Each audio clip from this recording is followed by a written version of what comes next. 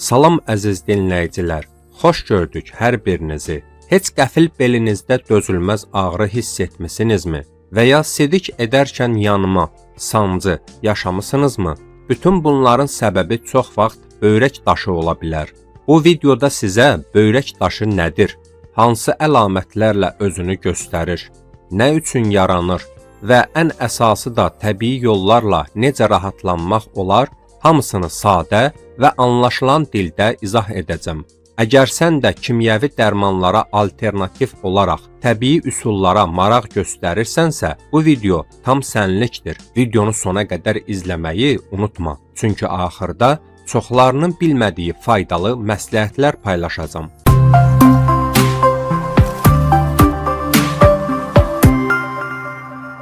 Böyrək daşı sidik yollarında və böyrəklərdə yığılan mineral və duzlardan ibarət bərk kütlədir. Bu daşlar sidikdə həddindən artıq miqdarda kalsium, oksalat və ya sidik turşusu olduqda və eyni zamanda orqanizmdə su çatışmazlığı müşahidə edildikdə yaranır. Böyrək daşı kiçik ölçüdə olsa da, hərəkət etdikdə kəskin ağrılara səbəb olur və sidik ifrazını çətinləşdirir. Vaxtında diaqnoz və uyğun müalicə aparılmadıqda sidik yollarında infeksiyalar və daha ciddi fəsadlar ortaya çıxır. Böyrək daşı necə yaranır sualına cavab olaraq, əsas mexanizm su balansının pozulması, sidikdə maddələrin konsentrasiyasının artması və sidik axınının zəifləməsidir. Bu şəraitdə böyrəkdəki maye tərkibli maddələr duz formasında çökməyə başlayır. Əgər bu kristallaşma prosesi dayandırılmazsa, zamanla bu kiçik duz parçaları bir-birinə yapışaraq daha iri daşlar formalaşdırır. Daş böyrəkdə qaldıqda,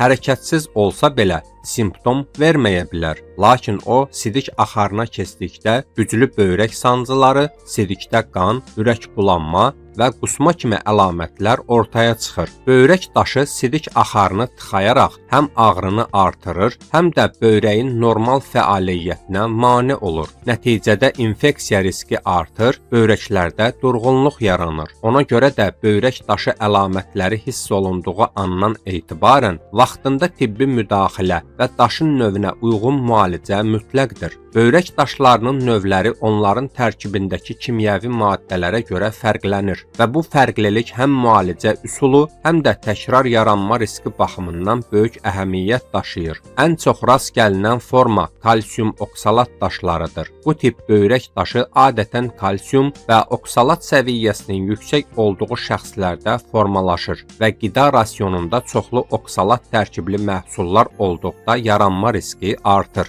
Digər geniş yayılmış növ sidik turşusu daşlarıdır. Bu daşlar əsasən sidiyin turşu mühitdə olması, az su içilməsi, proteinlə zəngin qidalanma və podaqa kimi vəziyyətlərdə yaranır. Böyrək daşı riskinin azalmasında orqanizmdə su balansının qorunması əsas rol oynayır. Yetərli miqdarda su içilməsi sidik axınını artırır və bu kalsium, oksalat və sidik turşusu kimi maddələrin sidikdə həddən artıq yığılmasının qarşısını alır. Bəs yaxşı, böyrək daşının təbii müalicə üsulları necə olmalıdır? Böyrək daşı müalicəsi təkcə tibbi yanaşmalarla məhdudlaşmır. Bəzi hallarda təbii üsullar da daşların parçalanmasına, sidiklə bədəndən xaric olunmasına və təkrarlanmasının qarşısının alınmasına kömək edir. Təbii müalicə üsulları orqanizmin su balansını qorumaq, sidik axımını artırmaq və turşuluq səviyyəsini tənzimləmək məqsədi ilə tətbiq edilir. Bu yanaşmalar xüsusilə kiçik ölçülü daşlarda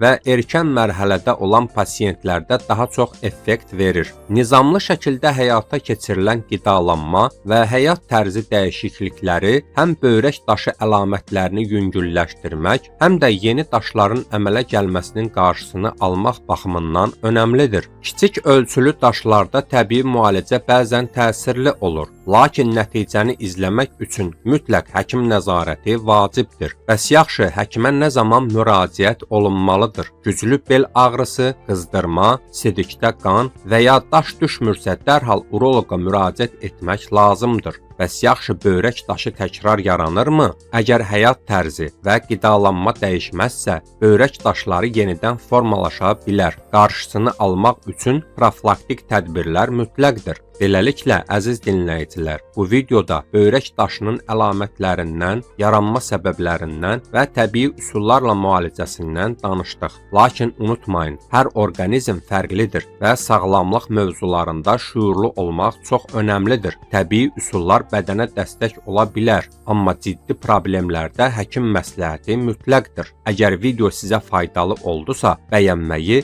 fikirlərinizi şərh bölməsində yazmağı və bu tip faydalı məlumatların davamı üçün kanala abunə olmağı unutmayın. Sonda onu da qeyd edim ki, bu video məlumat xarakteri daşıyır. Əgər hansısa sağlamlıq problemi yaşayırsınızsa, öz həkiminizlə məsləhətləşin.